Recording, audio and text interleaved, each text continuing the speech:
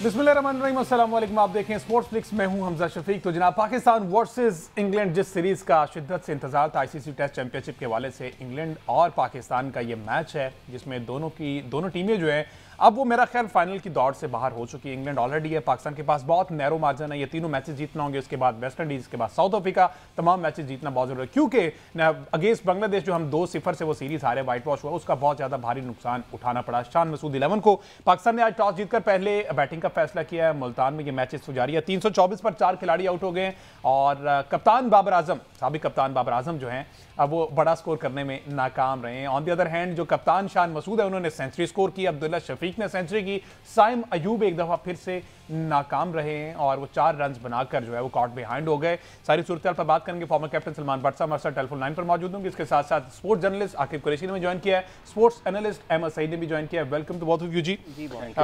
अहमद सईद साहब, आपसे ये आगाज कर लेते हैं। टॉस जीतकर बैटिंग का फैसला क्या समझते हैं आप? बेहतरीन फैसला था क्योंकि जिस तरह की कंडीशन है और अपेरेंटली स्टार्ट में ऐसा लगा कि टफ कंडीशन है, लेकिन अब्दुल्ला और शान की जिस तरह की बैटिंग रही, जो पार्टनरशिप लगी, उसमें ऐसा लग रहा था कि शायद ये बैटर्स के लिए साजगार विकेट है। क्या कहेंगे आप? देखें, यकीनन यहाँ पर तारीफ़ करनी होगी शान मसूद के उस डिसीजन की भी, और उसके बाद जिस तरह से आके उन्होंने उस डिसीजन को इम्प्लीमेंट किया। आपको याद होगा भट्ट साहब जब यहाँ बैठे हुए तो हमने उनसे एक बार डिस्कस किया था कि जब पिच के ऊपर ज़रा सा ग्रास हो तो उसका ये मतलब होता है कि बॉल बैट के ऊपर भी अच्छा आएगा, और आप अगर प्रॉपर क्रिकेटिंग शॉट्स खेलते जाएँ तो नतीजा उसका जो है वो आपके हक में निकलता है। और यही किया शान मसूद ने और अब्दुल्ला शफीक ने, जिन्होंने आज शानदार सेंचुरी स्कोर की। दोनों के टेस्ट करियर की पाँचवीं ये सेंचुरी थी, और शान मसूद को ख़ास तौर पर इस सेंचुरी की बहुत अशद ज़रूरत थी, जिनको 4 साल हो गए थे टेस्ट क्रिकेट में सेंचुरी स्कोर किए हुए। साइम अयूब के जाते ही जिस तरह से उन दोनों ने जिम्मेदारी का मुजाहरा किया, एक बहुत बड़ी तब्दीली बांग्लादेश की सीरीज़ में और इस मैच में हम देखें तो शान मसूद के स्टांस में हमें ये नज़र आई है कि जो ऑफ साइड को बाहर हो जाता हुआ बॉल जिस पर वो आउट हो जाते थे स्लैश करने के चक्कर में, उसको या तो उन्हें लीव किया या फिर उसको हल्का सा उन्होंने गाइड किया थर्ड मैन की जानिब ज़्यादा ओकेजन्स के ऊपर, उस पर उन्होंने जो है वो सिंगल हासिल करने की कोशिश की। तो पाकिस्तान ने पॉजिटिव इंटेंट की जिस तरह से बात की जाती है उसका मुजाहरा किया। पहले जो 25 ओवर का सेशन था उसमें ही पाकिस्तान ने 122 रन, और उसके अंदर कोई ऐसे रिस्की शॉट्स नहीं थी जो शान मसूद जो है वो खेलते चले आ रहे हैं ऑस्ट्रेलिया के दौरे से अब तक। तो एक बहुत शानदार इनिंग, बहुत जिम्मेदाराना इनिंग्स, बल्कि मैं तो कहूँगा कि कायदाना इनिंग्स खेली है शान मसूद ने, और अपनी टीम को एक प्लेटफॉर्म यकीनन उन्होंने अब फराहम कर दिया है इस टेस्ट मैच में आगे जाने के लिए। 151 रन की इनिंग्स खेली। इंग्लैंड की टीम ने 5 साल बाद टेस्ट क्रिकेट के अंदर 250 रन की पार्टनरशिप जो है वो कंसीड की है, और इस दौरान शान मसूद ने टेस्ट क्रिकेट में अपने 2000 रन भी मुकम्मल कर लिए हैं। अच्छा आकिब, साइम अयूब जिसे कनेक्शन कैंप में जनाब बड़ी अहमियत दी गई, उनको सीनियर खिलाड़ियों के साथ बिठाया गया, वहाँ पर मैनेजमेंट भी, सिलेक्टर्स भी, तमाम लोग मौजूद थे। वहाँ पर पहले सवाल उठने लगे कि साइम अयूब की वहाँ पर मौजूदगी इटसेल्फ एक बहुत बड़ा क्वेश्चन मार्क है। शायद हमने सोचा कि समझाने के लिए अगर इस तरह का साथ दें, सीनियर साथ हों, तो शायद उनकी परफॉर्मेंस जो है वो बहाल हो जाए, कोई बेहतर कारकर्दगी। लेकिन फिर से आज 4 रन पर जिस तरह से आउट हुए हैं, क्या कहेंगे? कोई असर नहीं हो रहा किसी भी चीज़ का? शायद मेहनत नहीं कर रहे, क्या वजह? देखिए हमजा, जब आपको यंग सेंसेशन को अचानक से एक शॉट पे कहीं सईद अनवर जब बना दिया जाता है या एक अच्छी इनिंग्स पे टीम में शामिल कर दिया जाता है, तो यही नतीजा निकलता है जो आज हमारे सामने है। मुझे तो सबसे पहले इनकी सिलेक्शन पे ही जो है वो सवालिया निशान है कि किस सिलेक्शन पे, किस बेस पे इनकी सिलेक्शन हुई है। इमामुल्लाह बड़ी अच्छी परफॉर्मेंस कर रहे हैं, एवरेज भी दे रहे हैं, रन रेट भी उनका अच्छा है, स्कोर भी, रन्स भी बना रहे हैं। उनको ड्रॉप कर दिया जाता है, साइम अयूब को ले आया जाता है और इनको लाया जाता है T20 की परफॉर्मेंस पे, तो इनकी सिलेक्शन पे बहुत ज़्यादा सवाली निशान है। शान मसूद जिस तरह कि उन्होंने 4 साल बाद इनिंग्स के लिए तकरीबन गालबन 1000 दिनों के बाद उन्होंने सेंचुरी बनाई है, और लास्ट सेंचुरी उनकी 2020 में थी इंग्लैंड के खिलाफ ही मैनचेस्टर में, जहाँ पर उन्होंने 156 रन बनाए थे, और अब एक बार फिर इंग्लैंड के खिलाफ उन्होंने सेंचुरी बनाई है। तो एक वो जो 4 साल का कहत था सेंचुरियों का, वो शान मसूद ने तोड़ा। बड़ी एक बेहतरीन किस्म की मॉडर्न डे क्रिकेट पे उन्होंने सेंचुरी बनाई है। और पिच का जिस तरह का वो कह रहे थे कि यार यहाँ मुल्तान में भी एक मुल्तान रोड खुल गई है, लेकिन वो ठोकर वाली मुल्तान रोड नहीं है, वहाँ पे जो है वो उस स्टेडियम की रोड, जो कहने को अभी पहला दिन है, वहाँ लग रहा है कि वहाँ पे उन्होंने खेली। इसके साथ अब्दुल्ला शफीक की अगर सेंचुरी की बात करें तो वो बड़ी शानदार थी, बड़ी जानदार थी, और उनको मेरा ख्याल है शान मसूद से ज़्यादा सेंचुरी की ज़रूरत थी, क्योंकि जिस तरह का कोचिंग स्टाफ उन पे कॉन्फिडेंस दे रहा है अब्दुल्ला शफीक को, और जेसन गिलेस्पी जिस तरह उन पे जो है वो रिलाई करते हैं कि he is the most technical sound batsman in the playing 11 right now after Babar, तो मुझे लगता है कि उनको ज़्यादा ज़रूरी थे यहाँ पे 101 रन, लेकिन जब 50 ओवर्स तक हमारा स्कोर बड़ा अच्छा जा रहा था, तकरीबन हम 4.5 की एवरेज से जो है वो रन रेट से जो है वो स्कोर कर रहे थे, लेकिन इकट्ठी 2 विकेटें गिरी, अब बाबर आजम आउट हो गया। वो फिर जब दिन का आखिर चल रहा है तो ऐसा लग रहा है एक नॉर्मल दिन था, इसमें कोई एक्स्ट्रा ऑर्डिनरी चीज़ नहीं हुई। शुरू में लग रहा था कि शायद पाकिस्तान कुछ एक्स्ट्रा ऑर्डिनरी कर दे, पहले दिन 400 बना दे या 450 कर दे, लेकिन 2 बैक टू बैक विकेटें गिरने के बाद और अब जो है बाबर आजम के आउट होने के बाद दोबारा दिन जो है वो मेरा ख्याल है 50-50 आ गया। लेकिन ये पहला दिन है, पहला टेस्ट मैच है, अभी इंग्लैंड ने बैटिंग करनी है, तो इंग्लैंड की बैटिंग ऑब्वियसली फिर हमसे ज़्यादा खतरनाक है। अगर इस तरह की कंडीशन रही तो लेट्स सी आगे क्या होता है। अच्छा, मैं आप दोनों से जानना चाहूँगा, विकेट के जो कंडीशन है, आप समझते हैं कि ये बिल्कुल बैटिंग फ्रेंडली अभी तक जिस तरह से हमने देखा ना 328 रन पाकिस्तान की जानिब से हो गए, केविन पीटरसन की जानिब से कहा गया कि ग्रेवयार्ड फॉर बॉलर्स, ठीक है ना, तो ये बैटिंग के लिए इंतहाई साजगार है या फिर हमारे जो बैटर हैं उन्होंने बहुत अच्छा परफॉर्म किया? मैं सही साहब आप फिर मैं 2 पॉइंट्स ऐड करना चाहता हूँ। सबसे पहली बात यह है कि ऐसा बिल्कुल नहीं है कि पिच के अंदर बॉलर्स के लिए कोई हेल्प मौजूद नहीं। आपने अगर जैक लीच का स्पेल देखा हो और जब उनके साथ जो रूट बॉलिंग गए थे उस स्पेल को आपने देखा हो तो उनको प्रॉपर रिस्पेक्ट दी अब्दुल्ला शफीक ने और शान मसूद ने, और जिस तरह से उनको निगोशिएट करना चाहिए उस तरह से उनको निगोशिएट किया, कोई उनके खिलाफ उन्होंने रैश शॉट नहीं मारा। शुएब बशीर एक ऐसे बॉलर थे कि जो नौजवान हैं, यंग हैं, उनके ऊपर आते ही उन्हें अटैक किया ताकि प्रेशर को शिफ्ट किया जाए। तो ऐसा बिल्कुल नहीं है कि इस पिच के अंदर बॉलर्स के लिए कुछ भी नहीं है। एक तो दूसरी बात यह है कि ये चूँकि इंग्लैंड का अभी अंडर कुक, एक यूँ कह लीजिए कि एक अंडर कुक किस्म का बॉलिंग अटैक है, और ये सारे लड़के तकरीबन नए हैं क्रिकेट के अंदर, एक वोक्स जो हैं वो तजर्बा रखते हैं। उसके अलावा तो तमाम लोग, शुएब बशीर की बात करें, एटकिंसन की बात करें, ब्रायडन कार्स का भी जो है वो डेब्यू हुआ है।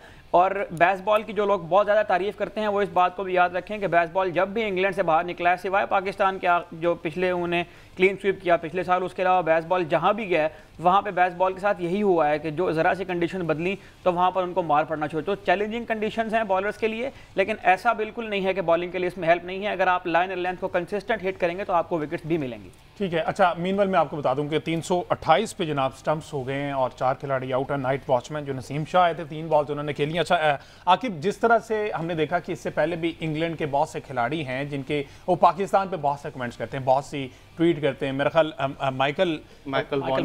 माइकल वॉन की तो हफीज साहब के साथ चलती रहती है। बहरहाल अभी जो पीटरसन ने किया है, समझते हैं इस तरह के ट्वीट जो हैं सिर्फ डिस्ट्रैक्ट करने के लिए होता है?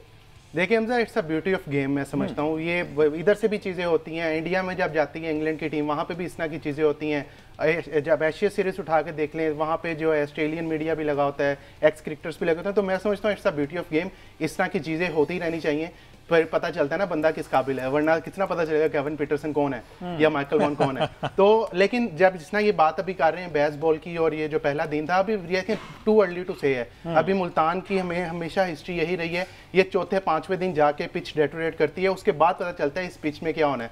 और स्पेशली जब आप पाकिस्तान की क्रिकेट टीम खेल रही हो जो 0 से अचानक हीरो बन जाती है और हीरो से अचानक 0 बन जाती है, फिर इंग्लैंड की टीम जो एक ही दिन में 500 कर जाती है और एक ही दिन में 125 पे आउट हो जाती है। तो पहला दिन है, 328 रन बनाए पाकिस्तान ने। आप देखते हैं जब, क्योंकि पाकिस्तान की जब अगर जिस तरह अहमद ने बताया कि इस पिच पे बॉलर्स के लिए कुछ चीज़ें हैं, लेकिन अब इन चीज़ों को यूटिलाइज करना है पाकिस्तान के बॉलर्स ने। शाहीन शाह अफरीदी ने यूटिलाइज करना है, नसीम शाह ने करना है, इब्रार अहमद ने करना है, आमिर जमाल ने करना है। अगर वो इस चीज़ को यूटिलाइज नहीं कर पाएंगे तो मेरा ख्याल है ये जो 4.5 की रन रेट के हम शान मसूद और अब्दुल्ला शफीक कह रहे थे, इसी रन रेट से ज़्यादा जो है वो आपके ओली पॉप भी खेलेंगे, जैक क्रॉली भी खेलेंगे, बेन डकट भी खेलेंगे। तो ये हमें जो है वो माइंड में रखना चाहिए कि इंग्लैंड आपके पास हार्डर तरीके से आएगा, आपको सांस लेने का मौका नहीं देगा। आपने खुद निकालना है सांस कैसे लेना है, वो जिस तरह से अटैकिंग क्रिकेट खेलते हैं। माइकल वॉन ने इस किस्म के एक ट्वीट इंडिया के इंतजार करके गई थी और वहां भी उनकी टीम हार गई थी। तो मैं उम्मीद करता हूं कि ये कंटिन्यूटी पाकिस्तान की टीम कोई ट्वीट करें हमारे फायदे में। अच्छा, जिस तरह से अभी फेरिस की बात की, बॉलर्स को आमिर जमाल से बड़ी उम्मीदें हैं, दुआ करते हैं कि आमिर जमाल जो है वो परफॉर्म करें, क्योंकि दीगर तो ठीक है परफॉर्म करें, लेकिन आमिर जमाल गुज़िश्ता जो टेस्ट सीरीज बांग्लादेश वाली थी उसमें भी इंजरी का शिकार हुआ, जिसकी वजह से प्लेइंग 11 का हिस्सा नहीं बन सके। उससे कबल आमिर जमाल ने बहुत सा परफॉर्म किया हुआ है, वो भी हमें पता है। अच्छा, चूंकि आप दोनों गहरी नजर रख रहे हैं क्रिकेट पे, स्पेशली इस सीरीज पे, क्या समझते हैं जो प्लेइंग 11 खिलाई गई, पाकिस्तान का एक स्पेशलिस्ट स्पिनर के साथ जाना, ऑन द अदर हैंड हमने देखा कि इंग्लैंड ने 2 रखे हुए हैं, तो शायद ये ओवर कॉन्फिडेंस है विकेट को, क्या समझते हैं इस दफा सही जज किया है? सईद साहब आप पहले लेकिन जिस तरह आकिब भाई ने कहा कि मुल्तान की अगर हम हिस्ट्री निकाल के देखें मुल्तान की पिच को देखें तो ये आखिरी चौथे या 5वें दिन के अंदर जाकर। अच्छा, इसी क्वेश्चन को जरा सलमान भट्ट साहब से जान लेते हैं। अस्सलाम वालेकुम भट्ट साहब। वालेकुम अस्सलाम। सलमान भाई, पहले तो आपको बहुत बहुत सालगिरह की मुबारक हो, और माशाल्लाह कितने साल के हो गए? बहुत शुक्रिया। 40 नॉट आउट। 40 नॉट आउट, माशाल्लाह माशाल्लाह, अल्लाह ताला जिंदगी सेहत दे आपको। अच्छा व्हाट्स साहब, मैच चल रहा है 328 पे, 4 खिलाड़ी आउट, पहले दिन का इख्तिताम। ओवरऑल अगर इसको सम अप किया जाए पहले दिन को, तो आप समझते हैं इज इट इनफ, पहले दिन इतना ही होना चाहिए था, या फिर जहां पर ब्रेक थ्रू मिला वहां पर थोड़ा सा स्कोर कम हो गया, जहां पर शान और उसकी पार्टनरशिप टूटी? देखिए, पहले दिन के हिसाब से I think Pakistan would take it. मेरे ख्याल में 2 विकेटें ज्यादा गिर गई हैं। जब आपकी इतनी अच्छा पार्टनरशिप लगती है, 2 प्लेयर आपके 100 करते हैं, तो फिर आपका जो एंड है यूजुअली वो इससे बेटर होना चाहिए। अभी भी पाकिस्तान के पास मौका है, क्योंकि पीछे रिजवान है, आगा सलमान है। Pakistan should look to score above 500 पहली इनिंग्स में। इसको जितना बड़ा कर सकते हैं ना, पाकिस्तान के लिए जरूरी है, क्योंकि पिच अभी तो जो सुबह थोड़ा सा मैंने देखा तो बहुत ही बैटिंग था, तो उधर ना जाएंगे अभी तक। अच्छा भट्ट साहब, आपने 500 की बात की है, तो क्या मुल्तान का हमेशा से यूजुअली ऐसा ही विकेट होता है, बड़े रन्स बनते हैं, या फिर ये वाला विकेट इस तरह का बन गया है, या फिर हमारे बैटर्स जो हैं वो बहुत अच्छा परफॉर्म कर रहे हैं? देखिए, बैटर्स भी अच्छा खेले हमारा, और हमें पहले दिन से ये बात कर रहे हैं कि ये इंग्लैंड की bowling is not what it used to be. इसमें एक्सपीरियंस का फुकदान है, स्पीड का फुकदान है। ये वो वाली क्वालिटी नहीं है जो एंडरसन के साथ थी, या ओली रॉबिन्सन के साथ थी, या मार्कवुड के होते हुए थी। ना वो वाली स्पीड है, ना वाली एक्यूरेसी है, ना वाली मूवमेंट है। तो उनके भी बॉलर्स नए हैं और उतना एक्सपीरियंस नहीं रखते, और क्योंकि शान इनको हर सीजन खेलते हैं काउंटियों में, वो इन सबको जानते हैं, ठीक है ना। So he knows most of them कि कौन क्या करता है। So I think he took full advantage, he played really well, और उसके अपने मेंटल साइड के लिए बड़ा जरूरी था कि एज अ कैप्टन उसे एक अच्छा स्टार्ट मिले, वो रन करे। So now it's got 1 innings under his belt, तो अल्लाह करे कि वो इस पर बिल्ड ऑन करे, और पाकिस्तान टीम के लिए जरूरी है कि मैक्सिमाइज करें इस टोटल को। अच्छा बट साहब, जिस तरह से हमने देखा है विकेट जो पिच रिपोर्ट था उसके अकॉर्डिंग पाकिस्तान एक स्पेशलिस्ट से गया, स्पिन स्पेशलिस्ट से गया, on the other and England ने 2 खिलाए हुए। दूसरे तीसरे या चौथे दिन अगर ये मैच जाता है, तो क्या ये आप समझते हैं अभी जो कंडीशन है ये स्पिनर्स के लिए हेल्पफुल होगी, या फिर फास्ट बॉलर के लिए एंड पे जाके फायदेमंद है? देखिए, डिपेंड करता है कि पिच के ऊपर कोई रफ क्रिएट होती है, कोई पैचेस क्रिएट होते हैं। क्योंकि मैं सरफेस के ऊपर नहीं गया, मैंने उसकी शक्ल करीब से नहीं देखी ना, जाहिर है हम तो वहां पे नहीं है स्टेडियम में, तो I don't know what even the report said. But अभी जो पहले दिन की उसकी लुक थी, कोई मुझे ऐसा नहीं लगता कि आखिरी दिन जाकर कोई बहुत लंबा लंबा स्पिन शुरू हो जाएगा। कोई एक स्पाइक के पैच से हो जाए तो वैसे नहीं लगता कि कोई लंबा स्पिन इससे होगा। बहरहाल ये है कि पॉसिबल होता है कि चौथे पांचवें दिन थोड़ा बाउंस में वेरिएशन आ जाए, तो देखना होगा कि ये पिच किस तरफ जाती है। अच्छा बट साहब, प्लेइंग 11 पे आप का कमेंट लेना चाहूँगा। ये जो प्लेइंग 11 बनाई है, आप समझते हैं एक स्पिनर के साथ जाना ठीक है, और अगर फिर एक के साथ जाना ही था तो अबरार को हमने ट्राई कर लिया, इस दफ़ा नुमान को ट्राई करके देखते, या फिर इनके अगेंस्ट अबरार ही ठीक रहेगा? देखिए, पाकिस्तान ने एक स्पिनर के साथ इसलिए गया कि अगर सलमान जो है वो 7 बॉलिंग कर लेते हैं, तो मेरा ख्याल है कि वो उनकी वजह से गए हैं, तो डेफिनेटली उनको वो as a second spinner use करेंगे। ठीक है। और फास्ट बॉलिंग डिपार्टमेंट में शाहीन शाह अफरीदी को समझते हैं रेस्ट देना चाहिए था? अगर शाहीन की जगह हम दूसरे पे किसी पे रिलाय कर लेते वो ज्यादा बेहतर होता। देखिए, पाकिस्तान का ये जो पेस अटैक है, ये कोई अपनी बेस्ट फिटनेस पे नजर तो नहीं आया, ना पाकिस्तान कप में ना उससे पहले। तो अब देखना ये है कि किस तरह ये कोप अप करते हैं इस टेस्ट मैच के साथ, स्पेशली अगर बैटिंग पिच होता है और ये लंबा खेल जाते हैं, इंग्लैंड की भी पार्टनरशिप लगती हैं, तो फिर पता चलेगा कि क्या हमने जल्दी की है या हमारा आइडिया ठीक था। वैसे जो हालात हमें पाकिस्तान चैंपियंस कप में नजर आए, वहाँ देखकर तो लगता है कि हमने जल्दी की है। बहरहाल देखते हैं कि कितना जल्दी इन्होंने रिकवर किया है, कितना बेहतर चीज़ों को कर सकते हैं। अच्छा ठीक है। अच्छा अहमद सईद साहब, जिस तरह से आप कह रहे थे कि शाहीन अफरीदी को हम रेस्ट दे सकते थे, on the other hand Mir Hamza को मौका मिलना चाहिए था। वैसे बांग्लादेश सीरीज़ में अच्छा परफॉर्म किया है। जी हाँ, बांग्लादेश सीरीज़ में उसके बाद चैंपियंस कप में भी अगर देखें तो बहुत ज़्यादा इकोनॉमिकल बॉलिंग उन्होंने की थी मीर हमजा ने, और मीर हमजा चूँकि कंटिन्यूसली टेस्ट टीम के साथ खेलते भी आ रहे हैं। देखिए, मीर हमजा के पास एक सलाहियत बहरहाल ये है कि वो कंसिस्टेंट लाइन एंड लेंथ पर एक जगह बॉलिंग कर सकते हैं। जिस तरह से भट्ट साहब ने कहा कि अगर पार्टनरशिप लग गई और बैट्समैन को सेटअप करना पड़ा आउट करने के लिए, तो उस कंडीशन के अंदर मीर हमजा ज़्यादा इफेक्टिव साबित हो सकते हैं शाहीन शाह अफरीदी की निस्बत, क्योंकि शाहीन शाह की जो हमने परफॉर्मेंस देखी गुज़िश्ता टेस्ट सीरीज़ के अंदर भी और चैंपियंस कप के अंदर भी। मुझे तो ये अभी तक समझ में नहीं आ रही कि वो मुकम्मल तौर पर फिट क्यों नहीं हो पा रहे, उनका बॉलिंग जो एक्शन है वो ही कंप्लीट नहीं हो पा रहा। तो इस कंडीशन के अंदर शाहीन शाह को मेरा ख्याल है कि अगर ब्रेक दी जाए और उनको थोड़ा दोबारा से अच्छी तरह रिकवर करके वापस लाया जाए तो ये उनके लिए बेहतर होगा और पाकिस्तान क्रिकेट के लिए भी बेहतर होगा। अच्छा आकिब, इसी पे आपका भी कमेंट लूंगा, लेकिन मैं सिर्फ आपसे ये पूछना चाह रहा था पहले कि खुरम शहजाद और मोहम्मद अली वो बेचारे किधर गए हैं? अगर ये नया मौका था, हम टेस्ट चैंपियनशिप की दौड़ से तो बाहर हो गए, तो उनको एक दफ़ा फिर इसमें भी अच्छी टीम के खिलाफ भी ट्राई करके देख लिया जाता। शाहीन को रेस्ट देते, आगे इतना इंपॉर्टेंट इवेंट है चैंपियंस ट्रॉफी।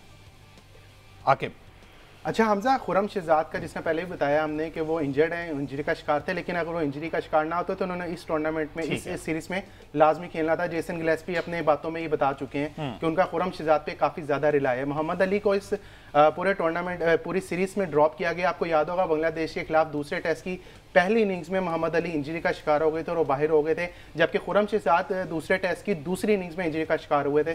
तो वो जो एकदम वेव आई थी कि हम डोमेस्टिक के लड़कों को लेके आएंगे, वो डोमेस्टिक के लड़कों को लेके आए, बांग्लादेश के खिलाफ वहां पे परफॉर्म नहीं कर सके, अनफॉर्चुनेटली हम हार भी गए, जिसकी वजह से ज्यादा बातें निकलना शुरू हो गई, तो उनको बाहर बिठा दिया। दूसरा शाहीन अफरीदी, आपको याद होगा खिलाना ना खिलाना इनका जो है ना वो फैसला एक सिलेक्टर भी ले डूबा है। खबर दी थी GNN पे कि मोहम्मद यूसुफ जो है वो शाहीन अफरीदी को रेस्ट करवाने चाहते थे और उन्होंने कहा था कि मीटिंग में कि शाहीन अफरीदी को रेस्ट दिया जाए, लेकिन जेसन गिलेस्पी उन्होंने जो कनेक्शन कैंप के बाद मीडिया से बातचीत की, उसके अलावा जो उन्होंने प्रेस कॉन्फ्रेंस भी की, उसमें उन्होंने वाज़ेह अल्फाज में कहा हुआ है कि मैं वर्कलोड मैनेजमेंट को तो देख रहा हूं, लेकिन मेरी प्रेफर जो होगी वो पाकिस्तान का टॉप प्लेयर खिलाना ही होगी।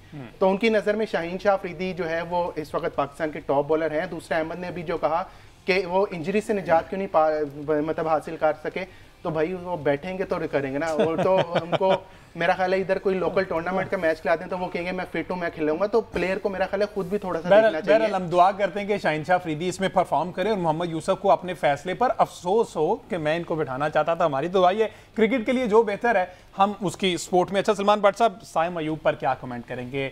Enough is enough, don't you think? मेरे सोचने से क्या फर्क पड़ता है Hamza? People making decisions, for them if it is enough then it's enough, for them if not enough it's not enough. एक एस्टैब्लिश प्लेयर को, एक वर्ल्ड क्लास प्लेयर को, एक नंबर 1 प्लेयर को 3 सालों में रन करने के बाद जिन्होंने 8-10 इनिंगों में नहीं बख्शा, वो एक बंदे की 25 इनिंगों पे बोल ही नहीं रहे हैं, तो क्या कह सकते हैं हम?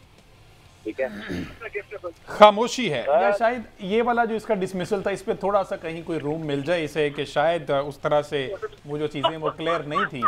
तो ये दुआ ही है। बहरहाल 28 इनिंग्स के बाद शान मसूद की भट्ट साहब जो सेंचुरी है उस पर क्या कमेंट करेंगे? और अब्दुल्ला शफीक मुसलसल आउट ऑफ फॉर्म थे, तो शुक्र है कि उन्होंने भी 100 रन बनाए हैं और वो भी फॉर्म उनकी वापस आई है।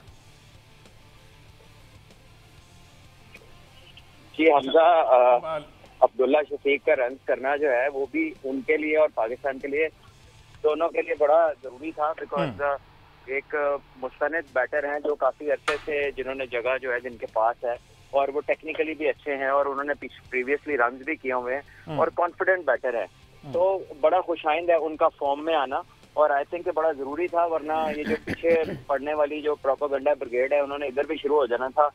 उन्होंने अपनी हेड मार्किंग की होती है किसके पीछे पड़ने, तो ये अच्छा हो गया, बड़ा टाइमली 100 है। और देखिए साइम हमारे लिए वो भी टैलेंटेड है, गुड प्लेयर है, लेकिन I think he needs to kick off properly. Matches में अभी तक उनकी ब्रिलियंस नजर आई है, जैसे ही वो कंसिस्टेंट होंगे आई थिंक उनका पाकिस्तान के लिए बड़ा फायदा है। लेकिन ये जनरली प्लेयर्स को जो लोग एक जैसा ट्रीट नहीं करते, मैं उनके लिए बात कर रहा हूँ, nothing to do with time. अच्छा बट साहब, पहले मैंने आकिब और अहमद से भी इस पर कमेंट लिया है और इन्होंने, मैं आपसे भी जानना चाहूँगा, जो केविन पीटरसन और ये इंग्लैंड वाले जितने भी एक्स क्रिकेटर हैं ना इंग्लैंड के, ये इस तरह की हरकतें करते हैं। कोई भी सीरीज चल रही है, माइकल वॉन की बात कर ली जाए या केविन पीटरसन ने that wicket in Multan bowlers graveyard, ये नहीं कह रहे कि पाकिस्तानी बैटर्स जो हैं वो अच्छा परफॉर्म कर रहे हैं, लेकिन बॉलर्स ग्रेवयार्ड, क्या कहेंगे इस ट्वीट पर? देखिए उन्होंने जो उनका एक फ्रेंड है, जिस तरह की वो बातें करते हैं, बॉलर्स ग्रेवयार्ड अगर वो कह रहे हैं तो ठीक है। जब वो लास्ट टाइम आए थे तो तब भी ऐसी, बल्कि इससे भी ऐसी ही पिचेस थी, उसके ऊपर एंडरसन ब्रिलियंट था, वो प्रॉपर बॉलर था, स्किलफुल था, मार्क वुड था, उसने जोर लगाया, उन्होंने आउट किया, वो जीत गए। इससे भी ज्यादा बैटिंग विकेट शारजाह में होती हैं, वसीम भाई वकार भाई वहाँ पे मैचेस जितवाते थे। तो बात स्किल लेवल्स पे करनी चाहिए। हर पिच के ऊपर जो है, कोई तेज है, कोई स्लो है, कोई अब्रेसिव है, कोई ग्रेवयार्ड है, कोई ये है, ये तो मतलब एक जो है ना, इट्स नॉट प्रोफेशनल। ठीक है। अच्छा आकिब, इससे कबल हम जो बात कर रहे थे बेसबॉल के साथ, वही हो रहा है जो होना चाहिए था। अभी तो पहला दिन है, आगे चल के मे बी जो है वो टेबल टर्न करे, खुदा न खास्ता ऐसा हो कि उनके बैटर भी जो है वो कामयाब हो जाएं। तो फिलहाल इंग्लैंड की जो बॉलिंग लाइनअप है वो हेल्पलेस दिखाई दे रही है। अगर वापस आते हैं, ये बाउंस बैक करते हैं, तो क्रिस वॉक्स की शक्ल में आप समझते हैं, क्योंकि अभी तक तो वही इन सब से हटके दिखाई दिए, या टिंसन है? देखें हमजा, इंग्लैंड ये एक बड़ी प्रोफेशनल टीम है और ऑब्वियसली ये जितने लड़के खेल रहे हैं ये इस कंडीशन से फेमिलियर नहीं है, पहली दफ़ा इस नई कंडीशन में खेल रहे हैं। ब्रैडन कार्स ने रिसेंटली ऑस्ट्रेलिया के खिलाफ जो है वो सीरीज़ के लिए वहाँ पे अच्छा परफॉर्म किया, डोमेस्टिक में वहाँ पर काउंटी में बड़ा अच्छा परफॉर्म करके आए हैं। इसके अलावा जो क्रिस वॉक्स इस वक्त लीडिंग विकेट इनके जो है वो हेड ऑफ बॉलिंग अटैक बने हुए हैं। स्पिनर्स उन्होंने डाले हैं जैक लीच और शुएब बशीर। इसका मतलब उन्होंने कहीं ना कहीं जाके देखा होगा कि अगर तो तीसरे चौथे दिन जाके पिच डेटोरेट करती है तो ये इनको यकीनन जो है हेल्पफुल मिलेगी। और उसके बाद पाकिस्तान का जो ट्रैक रिकॉर्ड रहा है कि क्रंच मूवमेंट में आके हम एकदम एक्सपोज कर देते हैं। जिस तरह बांग्लादेश के खिलाफ देखा हमने 400 समथिंग ऑड रन बनाए, उसके बावजूद हम हार गए। तो कहीं ना कहीं जाके चीज़ें होंगी, क्योंकि अभी पहला टेस्ट मैच है, इनएक्सपीरियंस बॉलर है। Obviously James Anderson, Mark Wood, Stuart Broad वाली इनमें वो चीज़ नहीं है, लेकिन मेरा ख्याल है ये इनके पास इस वक्त जो है मौजूदा दौर में बेस्ट होंगे, क्योंकि मार्क वुड इंजरी का शिकार थे, वो इस टूर्नामेंट में, इस सीरीज़ में आई नहीं है। इसके अलावा जोश हुल थे जो लेफ्ट आर्म फास्ट बॉलर है, वो भी इंजरी का शिकार हुए हैं। जोफ्रा आर्चर जो है वो रेड बॉल क्रिकेट में अभी इतने फिट नहीं है, इसलिए उनको लेके नहीं आई। जेम्स एंडरसन, स्टुअर्ट ब्रॉड को छोड़ दिए। तो ये मेरा ख्याल है इनकी टॉप जो है वो बॉलिंग अटैक है, फास्ट बॉलर। तो let's see how things goes. अभी तीसरा चौथा दिन जब आएगा मेरा ख्याल है उस वक्त चीज़ें ज़्यादा क्लियर होंगी। पहले दिन तो बज़ाहिर यही हम कह सकते हैं इनका जो फास्ट बॉलिंग अटैक है बिल्कुल हेल्पलेस नज़र आया है। और पाकिस्तान ने ज़्यादा क्रेडिट मैं पाकिस्तान को देना चाहूँगा, उन्होंने कंडीशंस का जो है काफ़ी बेहतर तरीके से इस्तेमाल किया है एज़ कंपैरिजन टू बांग्लादेश के खिलाफ। क्योंकि बांग्लादेश के खिलाफ हमने देखा वो एक जो फास्ट बॉलर है नाहिद राना, उनको हमने जो है वो सर गैरी सोबर्स बना दिया था, उनको हमने कोटनी वॉच बना दिया था। इधर इंग्लिश बल्लेबाजों के लिए वैसे ही सिचुएशन नहीं वो क्रिएट कर सके, क्योंकि बांग्लादेश इस तरह की कंडीशन से फेमिलियर है, वो अपने घर में भी इस तरह की कंडीशंस खेलती है। सो लेट्स सी, अभी पहला टेस्ट मैच है, लेकिन पहला टेस्ट मैच ऑब्वियसली पाकिस्तान बल्लेबाजों के नाम होगा। Let's see what would happen दूसरा, तीसरा, चौथा और पांचवा दिन, क्योंकि बड़ा अरसा हो गया 5वें दिन तक उस तरह से हमारी रेड बॉल क्रिकेट नहीं की। अच्छा बट साहब, पाकिस्तान शाहीन टीम का जो ऐलान कर दिया गया, एक मतलब फिर मोहम्मद हारिस को उसका कप्तान बना दिया। ऐसा कौन सा उनके पास कोई जादू है कि परफॉर्म ना करके भी टीम में होना एक अलग बात है, उनको कप्तान बना दिया जाता है? आपको कुछ समझ आती है मोहम्मद हारिस की क्या ऐसी परफॉर्मेंस है जो बार बार कैची परफॉर्मेंस है जो अट्रैक्ट करती है पीसीबी को? देखिए, मैं इस पोजीशन पे क्या कह सकता हूँ, ये तो जिसने बनाया है वो ही बता सकता है कि कौन सी हिडन स्किल्स हैं जो खासतौर पे उन्हीं को दिखाई दे रही हैं in terms of captaincy related, because performance is the first thing. Performance आ नहीं रही, और परफॉर्मेंस ये नहीं है कि कोई अच्छा गेंद पड़ रहा है तो विकेट का मतलब विकेट का नुकसान हो रहा है उनको या वो आउट हो रहे हैं। It is just playing silly shots every now and then, not reading situation. Just आप ये कह दें कि जी मेरी ये नेचर है, मैं एग्रेसिव हूँ, तो भैया what is professional? Professional is the one who responds to the situation. जो जरूरत होती है वो करता है। आप अगर वो नहीं करेंगे तो people will think that you know आप बहुत लिमिटेड हैं, बिकॉज आपके ऊपर अपना टेम्पटेशन कंट्रोल नहीं है, आप सिचुएशन को रिस्पॉन्ड नहीं कर सकते। तो for in his case I think either he needs to start learning very quickly, otherwise जितने उन्होंने टूर कर लिए हैं, जितने मैचेस खेल लिए, उस हिसाब से रिजल्ट्स तो उनके वो नहीं है। I think is very lucky to be there still. बिल्कुल। अच्छा अहमद सईद साहब, जी आकिब जावेद का नाम आना चाहिए था, इसमें जादाद का नाम आना चाहिए था, और आई गेस के उस्मान खान अगर पाकिस्तान के लिए नहीं खेले तो he should have been part of the team as well. Yes exactly, इसमें भी बहुत से क्वेश्चन मार्क है। अच्छा अहमद, जरा इसके स्टैट्स मोहम्मद हारिस के कौन से ऐसे वो सीक्रेट स्टैट्स हैं जो सिर्फ उनको नजर आते हैं आम आवाम को और आपसे अभी तक छुपे में, जरा वो बताएं। देखिए, मोहम्मद हारिस के ऊपर हमने, आपको याद होगा चैंपियंस कप के अंदर भी ये बात की थी कि न जाने कौन से ऐसे वो गैर मामूली किस्म के नंबर्स हैं, गैर मामूली आदाद शुमार है जिनकी वजह से अब तक टीम में शामिल हैं, क्योंकि हमारी टीम तो डेटा की वजह से बनती है, आदाद शुमार की वजह से बनती है। तो आज थोड़ी सी मेहनत करके मोहम्मद हारिस के आदाद शुमार निकालने की कोशिश की है। 23 साल मोहम्मद हारिस जो है वो पाकिस्तान के लिए अब तक उन्होंने 6 एक रोज़ा मैचेस में 7 की गैर मामूली औसत से महज 30 रन बनाए हैं। पाकिस्तान के लिए 9 T20 इंटरनेशनल मैच उन्होंने खेले हैं, 14 की औसत से 126 रन उन्होंने बनाए, 31 इनका हाईएस्ट स्कोर है। और ये उस मैच में है जो साउथ अफ्रीका के खिलाफ 2022 में खेला था। मेरा ख्याल है कि वो वाहिद मैच है जिसमें इन्होंने 2-3 ऐसी शॉट्स खेली थी जहां से पीसीबी को कुछ रील्स मिली थी। 5 फर्स्ट क्लास मैचेस में 127 रन बना पाए हैं, 21 की औसत है। 42 लिस्ट ए के उन्हें मैचेस खेले हैं जिनमें सिर्फ एक बार ये 100 रन का इंसा अबूर कर पाए हैं। और 2021 से अब तक ये पाकिस्तान शाहीन्स के साथ हैं जिसमें इन्होंने 12 मैचेस खेले हैं, 164 रन बनाए हैं, 23 की इनकी औसत है और उनमें अभी तक वो कोई भी सेंचुरी स्कोर करने में नाकाम रहे हैं, जबकि वो टीम के कप्तान हैं और टीम के मेन प्लेयर भी हैं। चैंपियंस कप में उन्हें 5 मैचेस खेले, आपको याद होगा 150 उन्होंने किया जो उनके आखिरी 10 इनिंग्स में, हर फॉर्म में जो उन्हें आखिरी 10 इनिंग्स खेली हैं उनमें सिर्फ 150 जो चैंपियंस कप में आया। और उसके अलावा इन 10 इनिंग्स का भी आप अहवाल देखें, शाहीन के साथ जितने मैच इन्हें खेलें, जिस तरह भट्ट साहब ने कहा कि तमाम मैचेस में ये रैश शॉट मार के आउट हुए, अपनी उस नेचर के हाथों मजबूर होकर जिस नेचर को उन्होंने प्रोफेशनलिज्म के ऊपर हावी नहीं होने दिया है अब तक। और अगर पीएसएल की हम बात करें तो गो के पीएसएल में इनके नंबर्स अच्छे हैं, पीएसएल में इनकी परफॉर्मेंस भी अच्छी है, लेकिन अगर पीएसएल की बुनियाद पर ही आपने बनाना है तो कप्तान क्यों बनाया? मोहम्मद हारिस की वहां पर कप्तानी में कौन सी ऐसी कारकर्दगी है जिसकी बुनियाद पर आपने उनको कप्तान बना दिया? ठीक है जी, इसमें एक चीज ऐड कर लें कि आने वाले जो है ना वो दौर में कप्तान मोहम्मद हारिस ही होंगे, इसलिए जितना मर्जी इसको कर लें, आने वाली पाकिस्तान क्रिकेट टीम के कप्तान नेशनल टीम के भी ये मोहम्मद हारिस होंगे। ये पीसीबी की प्लानिंग है प्रॉपर तरीके से, फिर उस हिसाब से उसको ग्रूम किया जा रहा है। चाहे वो फेल हो, इसको गो हेड दिया हुआ है। आपको याद होगा बाबर आजम को रमीज राजा के दौर में गो हेड था कि तू हार या जीत तू ही बाबर है, तो ये हारिस को बता दिया गया कि भाई तू ही हारिस है। बट साहब ये कोई अंदर की खबर आकिब ने दी है और ये पाइपलाइन में है मोहम्मद हारिस ही, और इनको ग्रूम किया जा रहा है पाकिस्तान नेशनल टीम के लिए कि इन्होंने ही लीड करना है। ऑल्दो परफॉर्मेंसेस पीछे कोई नहीं है लेकिन लीड आप ही करेंगे। तो इस तरह की अगर कोई खबरें बाहर आती हैं तो ये जो बाकी यंग गाइज हैं बड़ी मेहनत कर रहे हैं और जो टीम मौजूदा टीम है उसमें बड़े सीनियर प्लेयर हैं, वो किधर जाएंगे? हेलो भट्ट साहब, मैं तो कह रहा हूँ कि हमें ये सारी बातों को ये सोच के सेलिब्रेट कर लेना चाहिए कि चलो कुछ तो प्लान बनाया किसी चीज का तो प्लान बनाया है जी। जो आकिब की इतला है तो फिर तो हमें सिर्फ प्लान पे खुश हो जाना चाहिए, फिर अगली बात तो छोड़ ही दें अगर यही प्लान है तो।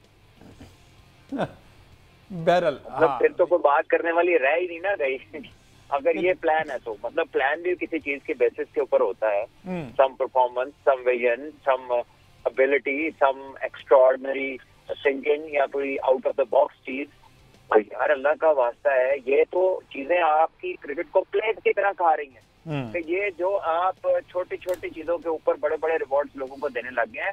पीपल हैव स्टार्टेड थिंकिंग कि वो कोई इतनी बड़ी ज्यादा कोई एफर्ट्स और मेहनत और परफॉर्मेंसेस करने की जरूरत नहीं है।